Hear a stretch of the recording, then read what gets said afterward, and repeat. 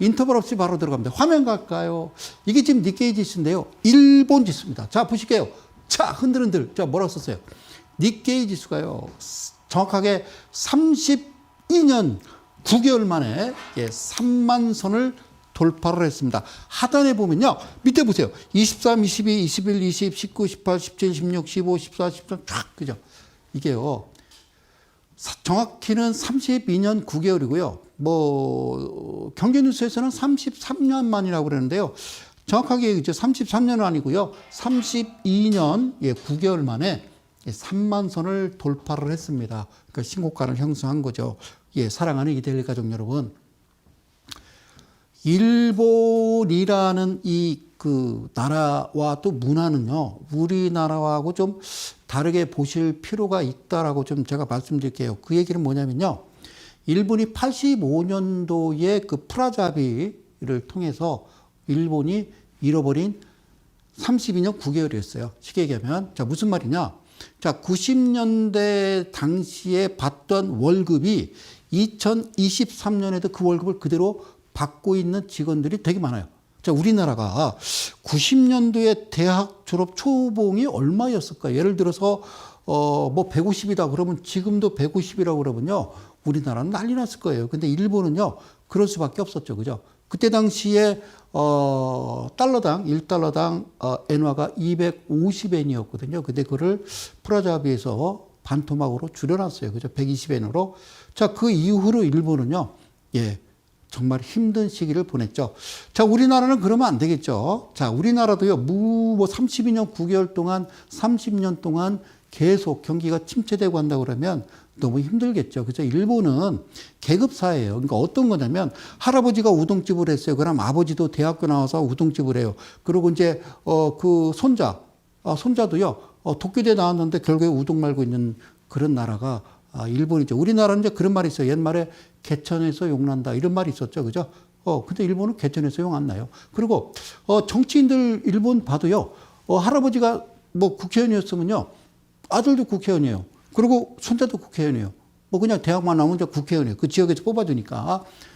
그런 문화를 가지고 있는 나라예요. 그래서 좀 다른 문화가 많이, 발달을 하죠. 그렇죠. 그래서 어쨌든 간에요. 많이 힘들었었는데 전체적인 니케이 지수를 봤더니 부럽더라 말이에요. 제 입장에서 볼 때는. 그죠? 32년 9개월 만에 3만 선을 돌파했는데 근데 우리는요 라고 얘기하면요 이렇게 생겼죠.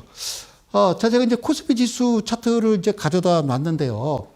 그죠? 하염없이, 그죠? 3,300선을 뚫고 나서 계속 줄줄줄줄 흘러내렸다가, 그죠?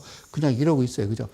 여러분들 보실 때는 이 차트가 어떻게 보이실지 잘 모르겠습니다만, 제가 볼 때는요, 괜찮다라고 말씀을 드립니다. 그리고, 미국 증시가 사실은 지금 뭐 부채 상환 그 부분, 그죠? 상향 조정이 중요한 게 아니라, 사실은 기준금리를 계속 올림으로 인해서 은행들이 사실 미국 국채를 많이 보유했었죠. 그러니까 코로나 이전에는 10년물 국채금리가 0.5%였었단 말이죠. 근데 이게 코로나를 겪으면서 4%대로 가니까 0.5%의 우량 국채를 사놨던 은행들이 자, 돈을 찾으러 오면은 할 수 없이 이거를 어떻게 해요? 자, 그러니까 할인을 해야 되겠죠. 그죠? 그러다 보니까 많이 힘들었던 거죠. 자, 그러다 보니 그런 외국계 자금들이 이제는 자, 이제 순환매라고 그래서 예를 들어서 삼성전자에서 수익 나서 중소형주로 가고 중소형주에서 수익 나면 다시 어디로 가요? 소형주로 가듯이 자, 미국에서 차익 실현해서 그 돈을 사실 일본 같은 데로 들어오는 건데 아시아 시장에서 사실은요, 인도 증시도 보면은 직전 고점 뚫기 직전 이런 모습을 좀 보여주고 있어요. 모든 나라 증시가. 그런데 유독 직전 고점을 뚫지 못하고 있는 나라들이 전 세계 지수를 보면요. 뭐 독일이도 유럽 증시도 상당히 좋아요. 직전 고점 거의 다 뚫었거든요. 우리나라로 따지면 3,300을 뚫었단 말이에요. 그런데 대단한 나라인 게 뭐냐면요. 미국은요. 아직 직전 고점 안 뚫었어요. 그리고요. 두 번째 나라가 중국이에요. 중국 안 뚫었어요. 그리고 마지막 한 나라가 어디냐면 대단한 나라 바로 대한민국이에요.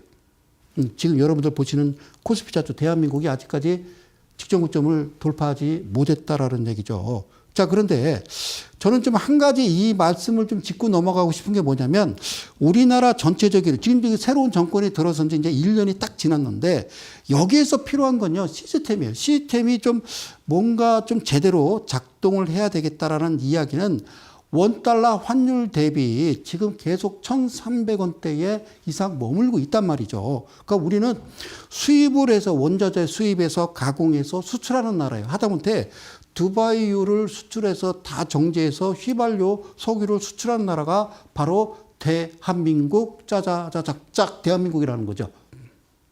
그래, 이렇게 보자고요. 자, 예전에 그 98년도에 그런 얘기를 했었는데, 그때는 막 그 달러당 막 1,800원째까지 날아갈 때요. 자, 지금 1,300원대니까 우리나라는 수출 주도형 국가니까, 수출하게 되면은 지금 환율이 1,300원대면, 이득이 많이 남겠네요. 라고 얘기하는데요. 그게 아니고, 자, 우리가 수출을 해요. 그러면 수입을 받는 입장에서는 환율차 때문에 이미 일단 가격을 깎고 들어가요.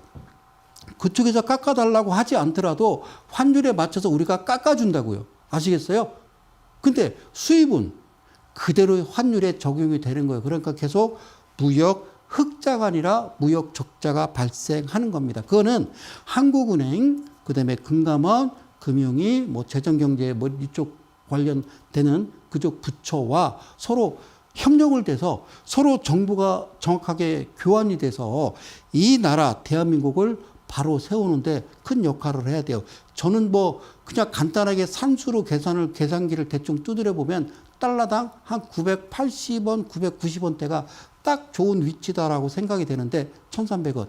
이거 미치는 거죠. 그죠? 이게 뭔가 정리정돈이 돼야 돼요. 그러면 자, 코스피 지수를 이렇게 보면 여러분들 힘들어하지 마시라고 용기를 드리기 위해서 제가 이렇게 만들어 왔어요. 자, 보세요. 우리가 이제 그 직전 저점이라고 그래요. 그죠? 주가는요, 떨어질 때 이렇게 떨어져요. 오를 때는 어떻게 올라요? 이렇게 오르죠. 그죠? 출렁거리면서. 오케이. 자, 이게 무슨 얘기냐면 이런 말이에요. 잘 보세요. 자, 이게 직전 저점이에요. 그죠? 횡보하다가 훅 떨어지죠. 직전 저점을 밀어버립니다. 그죠? 그리고 횡보하다가 치고 올라가야 되는데 그러지 아니하고 또 후두둑 떨어지죠. 그러니까 이 직전 저점이 밀려버리죠. 그러고서 요쪽에서 반등을 주는가 싶더니 이내 또 밀어버립니다. 그죠? 그래서 2134까지 떨어지죠. 자, 이게 저 지점부터, 그죠? 저 지점부터 여기까지 이러면요, 힘들어요. 숨을 못 쉬죠. 개인 투자자들은 정말 힘들죠. 그죠? 맞죠? 예, 이게 이제 직전 저점. 그러니까 주가가 떨어질 때 이게 떨어지는 거예요. 이때는요, 자, 쉽게 얘기해서 용 빼는 재주 없다, 이런 얘기를 하는 거예요. 그런데요, 여기서 지금 보셔야 될 거는요, 바로 이 부분이거든요. 최근. 그러니까 반대로 뭐냐면, 예, 저점이 점점 올라오는 거예요. 여러분들 그런 얘기 들어봤어요? 쌍바닥인데 진바닥이라고 그래서요. 직전 저점보다 이 저점이 올라가잖아요. 예, 이 자체가 올라가면 이거를 방송에서 보니까 진바닥 이렇게 얘기하던데요. 진바닥. 그래서 진바닥이 경제용어인 줄 알고 죽으라고 찾아봤더니요. 그게 아니고 진짜 바닥 그 얘기예요. 자, 그리고요, 우리가 투바닥, 쓰리바닥 얘기하죠. 그죠? 예, 쓰리바닥, 뭐 투바닥, 쓰리바닥. 쓰리바닥은 상당히 뭐 강하다라고 얘기하는데요. 그건 너네들 얘기고. 자, 가장 중요한 건요. 여기가 저점인데요. 저점이 올라가죠. 그죠? 그리고 여기서 저점이 올라가죠. 물론 저점이 높아지면서 사실 어떤 일, 자, 직전 고점을 돌파를 해야 되는데요. 돌파는 하지 않고 밀렸으나 직전 저점을 이제 우하향으로 떨어지지 아니하고 다시 오르는데, 그죠? 여기서부터는 직전 저점 1번, 2번을 돌파하면서 올라갔다가 이 지점은 반성해야 된다고요. 이거는 인위적으로 만들어냈던 바로 SG 사태라는 거예요. 그죠? SG 사태. 이거를요, SG 사태. 자, 사람들은요, 기억에서 잊혀져 갈 거예요. 또 무슨 일이 있었지라고 생각을 하겠지만 이거는 성수장이 이 자리에서 다시 말씀드립니다. 이거는 코리아 게이트다. 자, 그리고요. 자, 여기 점점 저점이 높아지면서 지금 현재 위치가 이 위치에 있어요. 어때요? 지금 나빠 보입니까? 그래서 잘 보세요. 화살표 하나 거놓을게요. 잘 보세요. 이날 있잖아요. 이날. 여기 이날. 이날이 언제인지 아세요? 제가 여러분들 앞에 서던 날이에요. 이거 주봉입니다. 제가 이 자리에 이게 3월입니다. 3월 첫째 주에 나와서 제가 뭐라고 그랬냐면요. 그렇게 했어요. 여러분들 걱정하지 마세요. 주가 다 빠졌다. 그리고 일단은 본격적으로 대세 상승세 위치에 있다라고 이야기를 했어요. 자, 이때 이야기를 지금 방송을 할 때 많은 사람들은요, 무슨 소리야, 지금 주가 계속 빠지고 있는데 라고 말씀들을 하시더라고요. 그럼 이렇게 보면 어때요? 이때 제가 그 얘기를 했다니까요. 이제 전체적으로 어떤 직전 저점이 계속 높아지잖아요. 그죠? 그리고 직전 고점도 돌파하면서 어떤 흐름. 그러니까 직전 고점 돌파하기 전 이때 제가 대세 상승기다라고 말씀을 드렸어요. 그랬더니 많은 실망을 하시는데 걱정하지 마세요. 걱정하지 마세요. 그죠? 자, 그런데 이제 어디서 부딪힐까요? 우리가 이제 매물대라고도 얘기를 하고요. 저항대라고도 얘기해요. 무슨 얘기냐면 이런 거죠. 그죠? 주가가 오르다가 꼭 이 자리에서 부딪히고 그리고 내려와서 이 자리에서 지지하고 또 다시 올라가려고 하는데 자꾸 그죠? 누군가 때리는 거예요. 그죠? 그리고 또 이 지점에서는 밀리지 않고 또 계속 올라가죠. 그래서 이걸 뭐라고 그러냐면요. 이걸 지지라고 그러더라고요. 그리고 이거를 저항이라고 그러더라고요. 예. 그랬다가 얘를 돌파해버리면 거기서부터는 바뀌는 거죠. 그죠? 자, 저항을 돌파해버리면 또 어느 지점에서는 부딪혔다가 내려오는데 이 저항으로 여겼던 이 자리가 다시 지지가 되고요. 이게 저항이 되는 거예요. 그죠?